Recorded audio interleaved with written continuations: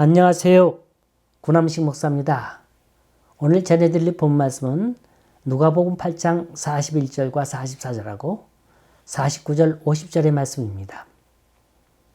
이에 회당장인 야이로라는 사람이 와서 예수의 발 아래 엎드려 자기 집에 오시기를 간구하니 이는 자기에게 12살 된 외딸이 있어 죽어감이라.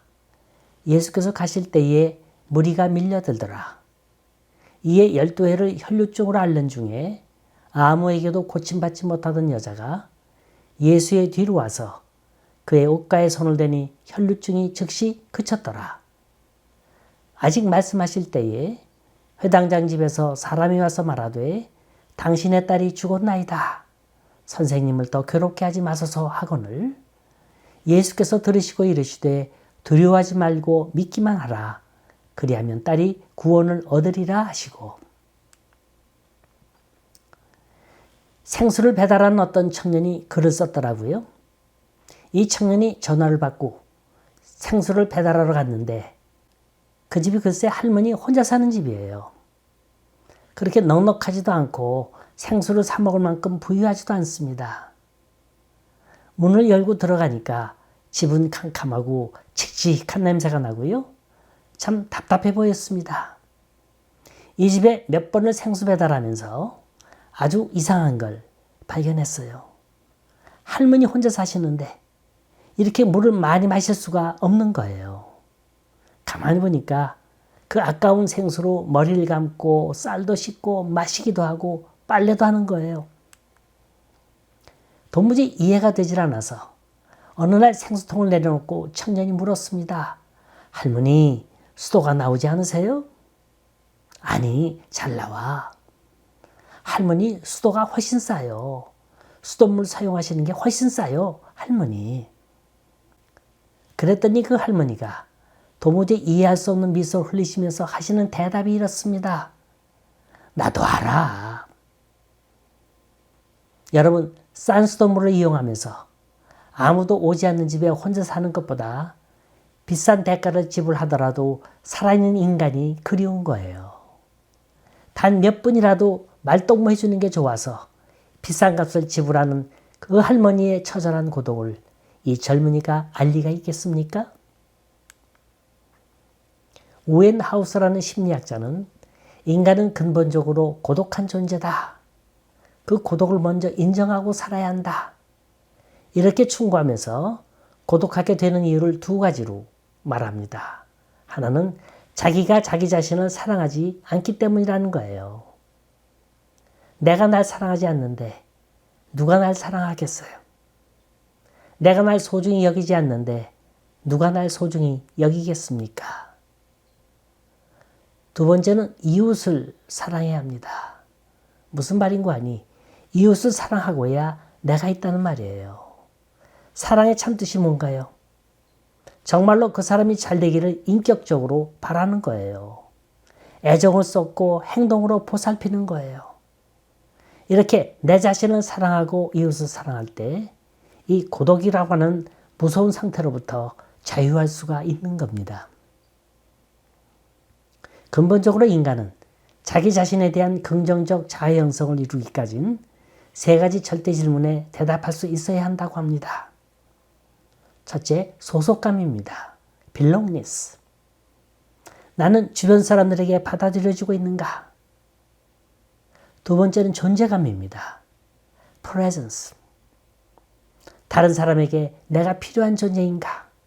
저들이 나를 요구하고 있는가? 세 번째는 신뢰감, confidence입니다. 난 할 수 있는가? 난 받아들여지고 있는 존재인가? 나는 필요한 존재인가? 이 질문에서 자아응답이 있어야 합니다. 여기에 바른 대답을 못하면 소외감에 빠져요. 열등의식에 빠집니다. 절망은 정신적 자살입니다. 몸은 움직이고 있으나 정신은 이미 죽은 거예요. 아무 의미가 없는 겁니다. 여러분, 고독이란 이렇게 무서운 겁니다. 오늘 성경은 이 사람을 보라고 합니다.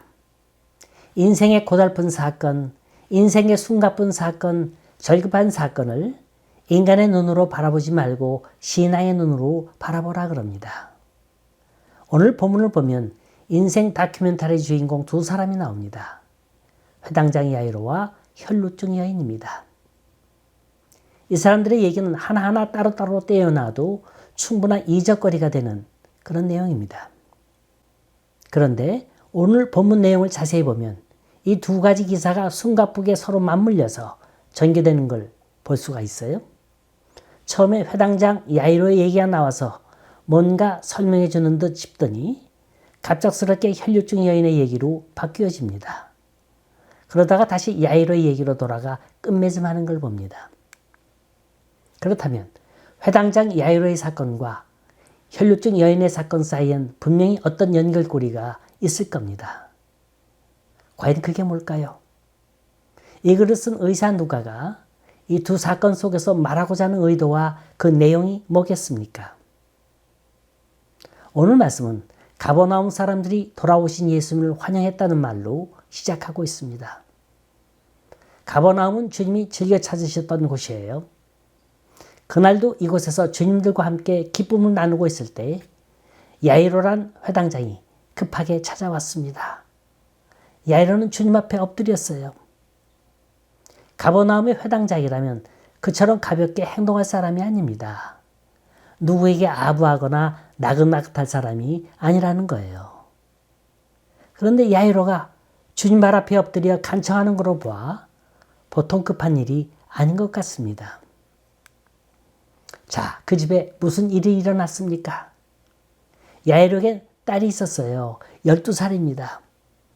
이 글을 쓴 저자는 굳이 딸의 나이를 밝히고 있고 이 딸이 외동딸이라는 걸 밝히고 있습니다.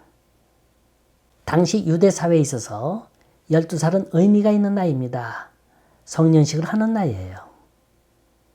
바야흐로 이 딸이 결혼할 수 있는 나이를 갖추게 됐다는 겁니다. 이제 막 피어오르는 꽃봉오리예요. 이렇게 소중하고 사랑스럽고 하나밖에 없는 외동딸이 죽을 병에 걸렸습니다. 그 어느 누구도 죽음 앞에 태어날 사람 한 사람도 없을 거예요. 눈에 넣어도 아프지 않은 그 귀한 외동딸이 지금 죽어가고 있는 거예요. 그런데 여기 공교롭게도 그 급한 순간에 주님은 곧바로 야이로의 집에 갈 수가 없었어요. 군중들이 인산인해를 이루어서 주님이 갈 길을 막고 있는 거예요. 사람들이 어디 남의 입장 생각합니까? 주님이 어딜 가시고 있는지 저들이 알기나 합니까? 내 발등에 불 끄기가 더 바쁜 거예요. 그만큼 모든 사람들이 문제를 갖고 살고 있어요. 모두가 한결같이 빨리빨리 해요. 뭐가 그리 급한지 모르겠어요. 주님을 어서 만나기만 하면 뭔가 풀릴 것 같아요. 주님 음성만 들어도 살 것 같습니다. 그때 주님이 갑자기 갈 길을 멈추시고 말씀하십니다. 내게 손댄 사람이 누구냐? 이것도 무슨 시츄에이션입니까? 지금 가장 속이 탄 사람이 누구예요? 회당장 야이로예요. 빠른 속도로 가셔도 시원찮을 판인데 가다가 멈추시면서 엉뚱한 소리를 하시는 거예요. 이 상황을 눈치 빠른 베드로가 놓칠 리가 없죠. 주님, 지금 무리들이 주님을 에워싸서 밀치고 있습니다. 누가 주님 옷에 손을 댔다고 하십니까? 그러니까 주님이 말씀하시죠. 내게서 능력이 빠져나간 걸 난 알고 있다. 그러니 누군가가 내게 손을 댄 것이다. 여러분, 이거 아주 중요한 말씀입니다. 하나님의 능력 아무나 받는 거 아니에요. 우연한 치료나 우연한 축복 없습니다. 그런데 예수님께서 하시는 말씀은 누군가가 주님의 능력을 마치 소매치기 하듯 빼앗아갔다는 말이거든요. 과연 누가 주님의 능력을 빼앗아갔을까요? 여기 이 사람을 보세요. 여자 나이에 소중한 젊음 12년 동안을 혈류증 환자로 살았어요. 이제 아무도 없어요. 다 잃어버렸어요. 가정도 없습니다. 당시 문화로 볼 땐 이건 이혼 사육감이 됩니다. 누구에게도 사랑받지도 못하고요. 사랑 따윈 감히 기대할 수도 없습니다. 세상에 이런 외로움, 이런 고독이 어디 있습니까? 도와줄 사람을 찾아봤지만 아무도 없었어요. 심지어 의사를 찾아갔지만 의사마저도 그를 괴롭히기만 했다고 성경은 말합니다. 왜냐? 치료가 안 되니까. 그래서 어느 누구에게도 위로를 얻질 못했습니다. 설사 누가 위로를 한다고 해도 위로가 조소처럼 들린 거예요. 위로할 자가 없는 게 아니라 위로를 받을 수가 없어요. 그만큼 마음의 병까지 단단히 들었습니다. 게다가 자기가 앓고 있는 병이 특수한 병이에요. 여자로서 말하기엔 부끄러운 병이라는 겁니다. 이 글을 쓴 저자 누가는 의사입니다. 그렇기 때문에 병명을 밝혔어요. 혈류병, 의학적 용어입니다. 여자로서는 하혈을 하는 병이에요. 남자는 이해하지 못하는 병입니다. 세상에 부끄러운 병도 여러 가지 아닙니까? 예를 들어 문둥병 환자도 내 병 고쳐주세요 말할 수 있어요. 시각장애자도 내 눈을 뜨게 해주세요 말할 수 있습니다. 허나 이 여인은 달라요. 모두가 자기 병명을 얘기하는데 이 여자에게 예수님께서 많이 물으신다면 뭐라고 얘기하겠어요? 너 어디 아프냐? 그럼 뭐라 말하겠어요? 이 여인은 예수님 앞에 와서도 당당하게 내 병 고쳐주세요 라고 말할 수가 없었어요. 군중 속에 있지만 고독해요. 숨어 들어온 거예요. 성경을 보면 누구든지 그런 사람을 만나서는 안 된다 그랬어요. 레위기에 보면 사람이 자기 가까이 오면 큰 소리로 부정하다, 부정하다 외쳐야 된답니다. 또 그뿐인가요? 이 사람은 종교적 고민이 있었어요. 하나님 앞에 예배드릴 자유도 없는 사람이에요. 자, 평생을 죄책 속에서 사는 사람, 스스로 자기를 버렸습니다. 이 여자는 다 버린 여자예요. 그러나 이 여자에겐 귀중한 게 하나가 있었어요. 한 가닥의 믿음을 가졌습니다. 예수님을 만나야겠다. 온 세상 사람 만날 것도 없고 만나주지도 않고 또 만나서도 안 되지만 난 예수를 만나야 한다. 이 마음이에요. 어떻게 하든지 예수님을 만나야 한다. 이래서 군중 속을 비집고 들어와서 예수님 앞에 가까이 왔지만 예수님 하고 부를 수가 없었어요. 내 병 고쳐주세요. 이렇게 말할 수도 없었습니다. 그래서 초조하고 불안하고 두려운 가운데 예수님 옷자락을 만졌습니다. 조심스럽게 두렵고 떨림으로 아주 단순한 믿음으로 옷자락을 만졌어요. 여러분, 일생에 딱 한 번 있는 기회입니다. 여러분, 오랜 병이 내 몸에서 나가는 느낌 경험해 보신 적 있나요? 너무 신기한 거예요. 이런 기적이 어디 있습니까?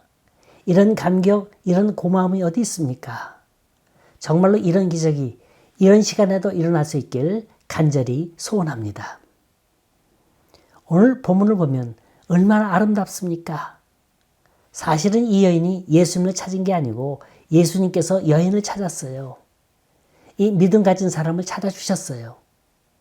모든 사람들이 다 멸시하고 거들떠보지는 않았지만 예수님은 이 여자를 소중히 여겼어요. 내 옷을 만진 자가 있다. 나를 찾는 사람이 있다. 그때 이 여자는 자신이 더 숨기지 못할 걸 알고 예수님 앞에 고백합니다. 예, 제가 주님을 만졌습니다. 병이 났습니다. 나는 이런 여자입니다. 다 발표해버리고 말았어요. 시원하게 정신도 몸도 온전히 자유로워진 거예요. 잃었던 자기 자신을 예수님 안에서 찾았습니다. 이 여인을 보세요. 두려움에 떨고 부끄러움에 쫓기고 죄책에 매여서 살 필요가 없다고 했을 만큼 절망적이었죠. 오직 한 가닥 믿음 갖고 예수님 앞에 나왔고 그 예수를 만납니다. 아니, 예수께서 그를 만나 주셨어요. 예수께서 그를 찾아주셨어요. 그리함으로 소중한 존재가 됩니다. 거룩한 사람이 됩니다. 참으로 자연인이 됩니다. 오늘 예수님이 하시는 말씀을 다시 한번 들어보세요. 딸아, 네 믿음이 너를 구원했으니 평안히 가라. 이 여인은 영적으로, 육체적으로, 정신적으로, 사회적으로 소중한 존재로 사랑받는 사람으로 다시 출발하게 됩니다. 평안히 가라. 그때 회당장 집에서 소식이 왔어요. 다 끝났다는 거예요. 주님도 오실 필요가 없다는 거예요. 주님 왜 이리도 사람의 애타는 마음을 몰라주셨을까요? 여인과의 얘기는 좀 이따가 하셔도 됐는데 왜 길에서 쓸데없는 시간을 다 낭비하시다가 야이로의 딸을 죽도록 내버려 두셨을까요? 주님은 인간의 소망이 다 끝난 자리에 있는 야이로에게 말씀하십니다. 두려워하지 말고 믿기만 하여라. 딸이 나을 것이다. 여러분, 지금 이 글을 기록하고 있는 사람은 의사 누가입니다. 그는 죽는 것과 사는 걸 분간 못할 사람이 아니에요. 그런데 죽은 사람 보고 곧 나을 거라는 거예요. 이건 누굴 약 올리는 것도 아니에요. 인내심이 보통이 아닌 사람 같으면 참을 수 없는 일입니다. 그럼에도 불구하고 야이로는 주님께 간청을 합니다. 다른 사람들이 다 비웃고 다른 사람이 믿지 못한다 할지라도 나만큼은 주님의 능력을 믿습니다. 아마도 야이로는 말은 하지 않았지만 그런 마음을 가졌을 거예요. 그러니까 그는 끝까지 주님과 함께 딸이 누워있는 집으로 올 수가 있었던 겁니다. 자, 그렇다면 혈루증 여인의 사건과 야이로의 사건을 함께 전개시키면서 누가가 보여주려고 한 게 뭘까요? 12해 동안 혈루증 걸린 여인이 예수님의 옷자락에 손대는 순간 그 즉시로 낫다는 사실이 그토록 중요한 겁니까? 또 지쳐높은 회당장 야이로가 끝까지 인내심을 발휘해서 죽은 딸을 살려냈다. 이 기적의 사실을 알리는 게 목적이었을까요? 또 야이로의 딸이 12살이고 혈중 여인도 12해를 고생하고 있었어요. 이 12라는 숫자, 그저 우연의 일치라 보겠습니까? 이스라엘이 모두 몇 지파입니까? 12지파. 예수님의 제자가 모두 몇 명이에요? 12명. 이 12라는 숫자는 어느 한 개개인의 인생 스토리를 얘기하는 게 아니고 하나님의 자녀요, 하나님의 모든 백성을 가리키는 겁니다. 그 12라는 숫자에 나도 포함되어 있는 겁니다. 이 드라마의 주인공은 야이로도 아니요, 혈루증 여인도 아닙니다. 우린 성경에 나오는 사건 속에서 사람들이 어떻게 했는가를 설명하기에 급급합니다. 누가 어떻게 해서 부자가 되었다더라. 누가 어떻게 해서 병이 나았다더라. 이런 것들이 관심되어서 믿으려고 합니다. 지금 우리가 신앙생활에서 중요한 게 뭡니까? 병 낫는 건가요? 주님의 축복받아서 돈 버는 일입니까? 아니면 우리의 목적을 이루고 소원을 이루는 겁니까? 그렇다면 우리 주님은 어디로 가셨나요? 이 드라마의 진짜 주인공은 바로 예수님이신 거예요. 여기 누가가 이 두 가지 사건 속에서 외치고 있는 게 바로 이겁니다. 물론 주님의 옷자락을 만져서 낫겠다고 하는 이 여인의 믿음 훌륭합니다. 또 자신의 사회적 지위와 체면도 초계같이 버리고 딸을 낫게 해달라고 했던 야이로의 인내심과 믿음도 높이 살만합니다. 그러나 더 중요한 건 그들의 내면에 숨어있는 그 어떤 겁니다. 이 두 사람은 주님이 분명히 누군가를 알았다는 거예요. 그 안지식을 행동으로 옮겼고 그리고 자신의 고독의 문제를 다 해결했다는 겁니다. 지금 우리는 어떤 신앙을 갖고 있습니까? 날마다 우리의 목적과 소원을 위해서 이것 달라 저것 달라 외치고 있습니까? 그러다가 그 일이 이루어지지 않으면 교회를 떠나고 주님 곁을 떠나고 말 건가요? 도대체 우리 신앙의 좌표는 어디에 두고 있습니까? 교회입니까? 목사입니까? 주위 친구들입니까? 아니면 내 가족입니까? 어떤 화가가 자신의 작품에 대해서 늘 만족하지 못했다고 합니다. 그래서 마침내 머리를 짜냈어요. 큰 명성을 얻고 있는 원로 화가에게 찾아가서 붓을 빌려달라고 해서 그림을 그려보기로 했답니다. 결과는 마찬가지였어요. 그림이 나아질 리가 있겠어요? 어느 날 동료 화가가 이 사람을 찾아왔을 때 이 친구는 불평하기 시작했습니다. 원로의 붓을 사용했지만 그래도 내 작품은 변하지 않았다네. 그때 찾아온 동료가 말합니다. 지금 자네에게 필요한 건 원로의 붓이 아니라 그 거장의 정신이라네. 여러분, 우리가 왜 외로움을 느끼고 불안감을 느끼고 우울증을 느끼는 겁니까? 혹 남의 흉내내기 바빠서 주님을 잃어버린 건 아닙니까?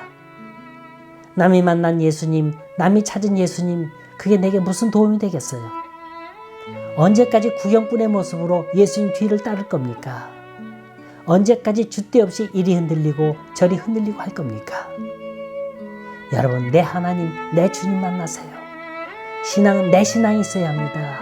내 하나님, 내 주님 만나서 이 험하고 어려운 세상 믿음으로 잘 이겨나실 수 있기를 간절히 기원합니다.